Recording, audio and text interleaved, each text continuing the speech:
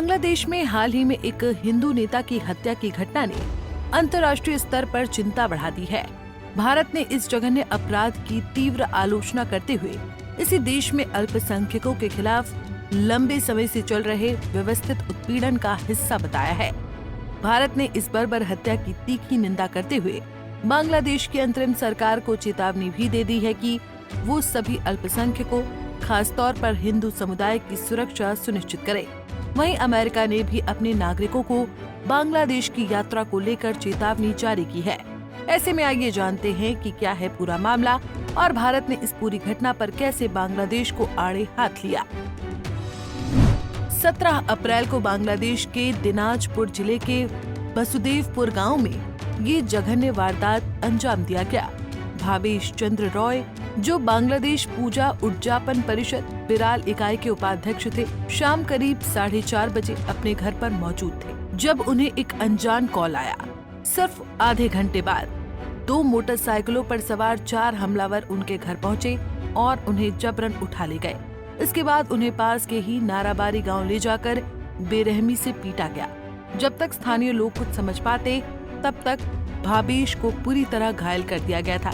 उन्हें बेहोशी की हालत में उनके घर वापस लाया गया, जहां से परिवार वालों ने तुरंत अस्पताल पहुंचाया, लेकिन डॉक्टरों ने उन्हें मृत घोषित कर दिया। ये नृशंस हत्या न सिर्फ भावेश रॉय के परिवार बल्कि पूरे हिंदू समुदाय के लिए एक बड़ा सदमा थी।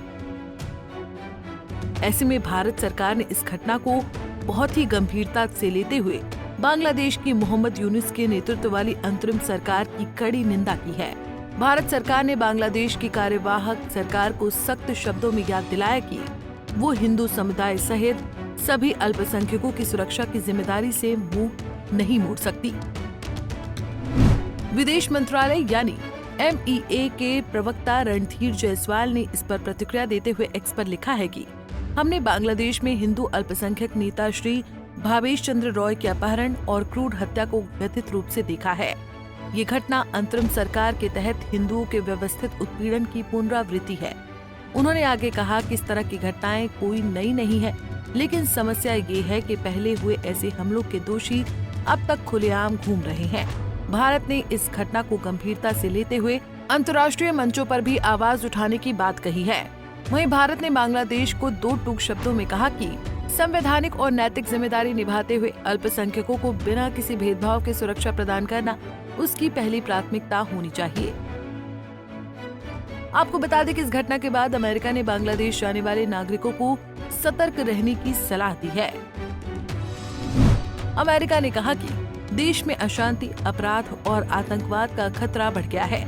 विशेष तौर पर चटगांव हिल ट्रैक्स क्षेत्र को लेकर चेतावनी जारी की गई है, जहां खागराचारी, रंगमती और बांदरबन जैसे जिले शामिल हैं। अमेरिका ने इस इलाके के लिए लेवल 4 ट्रैवल अलर्ट भी जारी किया है, जो किसी क्षेत्र के लिए सर्वोच्च सुरक्षा चेतावनी मानी जाती है। इन क्षेत्रों में हाल के वर्षों में कई बार धार्मिक अल्पसंख्यकों को भी निशाना बनाया गया है। ऐसे में अमेरिकी दूतावास ने अपने कर्मियों को भी ढाका के बाहर अनावश्यक यात्रा करने से मना किया है। साथ ही चेतावनी दी गई है कि ढाका के बाहर अमेरिकी नागरिकों को आपातकालीन सहायता उपलब्ध कराना कठिन हो सकता है, क्योंकि वहां का बुनियादी ढांचा बेहद कमजोर है। ऐसे में अब ये भी जान लेते हैं कि क्यों चटगांव हिल ट्रैक्स खतरनाक है। पिछले कुछ वर्षों में इस क्षेत्र में सांप्रदायिक हिंसा, आतंकवादी गतिविधियों, अपहरण और आपराधिक घटनाओं में लगातार वृद्धि देखी गई है। कुछ मामलों में धार्मिक अल्पसंख्यकों को सीधे निशाना बनाया गया। वहीं कुछ अपहरण पारिवारिक विवाद या जमीनी झगड़ों से जुड़े हुए थे। वहीं अलगाववादी गुटों और राजनीतिक टकराव ने भी इस क्षेत्र को संवेदनशील बना दिया है। ऐसे में यहाँ की यात्रा के लिए बांग्लादेश के गृह मंत्रालय से विशेष अनुमति लेना अनिवार्य है। आपको बता दें कि बांग्लादेश में अशांति और राजनीतिक अस्थिरता का असर पहले भी देखने को मिला है, जब बांग्लादेश में शेख हसीना की सरकार थी। अगस्त 2024 में शेख हसीना की सरकार के पतन और कोटा बिल के खिलाफ छात्रों के बड़े आंदोलन के बाद से बांग्लादेश में राजनीतिक अस्थिरता बनी हुई है। छात्र आंदोलनों के जरिए शुरू हुए विरोध प्रदर्शन अब भी रुक रुक कर जारी हैं। वहीं सरकार के खिलाफ आक्रोश और प्रशासनिक खामियों ने बांग्लादेश को एक अस्थिर दौर में डाल दिया है। हालांकि एक अंतरिम सरकार का गठन कर लिया गया है, लेकिन सांप्रदायिक हिंसा और विरोध प्रदर्शन अब भी समय समय पर भड़कते रहे हैं। ऐसे में एक भारतीय नागरिक की हत्या होने पर भारत द्वारा क्या सिर्फ बांग्लादेश की सरकार की निंदा करना काफी है? क्योंकि भावेश रॉय चंद्र की हत्या कोई अकेली घटना नहीं है। ये एक चेतावनी है कि बांग्लादेश में धार्मिक अल्पसंख्यक कितनी सुरक्षित हैं।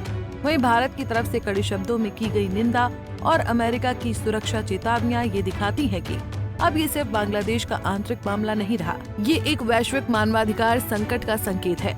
अब सवाल ये है कि क्या बांग्लादेश की अंतरिम सरकार इस पर केवल जांच चल रही है कहकर बच निकलेगी या वाकई दोषियों को सजा दिलाकर अल्पसंख्यकों को भरोसा दिलाएगी।